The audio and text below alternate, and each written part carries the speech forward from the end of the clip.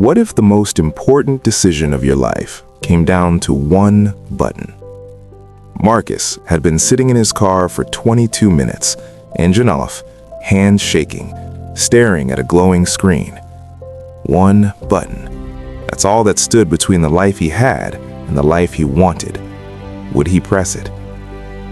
He was 34, warehouse job, alarm at 5 a.m., home by 6 p.m., barely enough money to keep the lights on.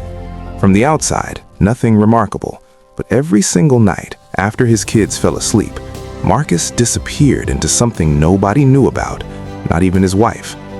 For 2.5 years, he had been teaching himself to code, free YouTube tutorials, library books, cheap online courses he scraped together savings for, alone, in silence, building a skill from nothing, because he refused to believe this was all his life could be. And now, a junior software role was open. He had applied in secret, rewritten his resume 4 times, practiced interview answers in the mirror until his wife knocked on the bathroom door asking if he was okay. Everything was ready, except his thumb. What if they laugh at it? What if I'm not qualified enough? What if 2.5 years wasn't enough? The doubt was loud, the kind that doesn't argue with logic, it just sits on your chest and waits. So he sat in a grocery store parking lot of all places, watching strangers push carts and live their ordinary lives, wondering if ordinary was simply his destiny too. Then his phone buzzed, a text from his 7-year-old daughter, Maya. She had just learned to text that week. "Dad, when are you coming home? I want to show you my drawing." He stared at it, and something cracked open in his chest.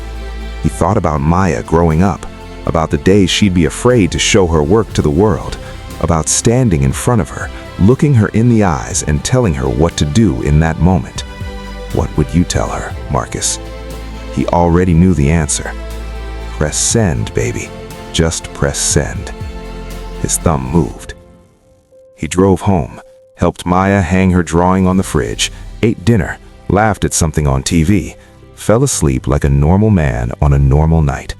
He didn't tell anyone. 3 weeks later, his phone rang. "We'd like to bring you in for an interview." Here's what nobody tells you about the button. It was never really about the button. It was about the moment you decided your fear was less important than your future. The moment you stopped waiting to feel ready and chose to move anyway. The moment a tiny text from a 7-year-old cracked through 2 years of doubt in 3 seconds flat. Every single person reading this right now has a button in front of them. A message you haven't sent, a dream you haven't chased, an application sitting open on your phone while you talk yourself out of everything you've worked for. The button doesn't care how long you've been staring at it.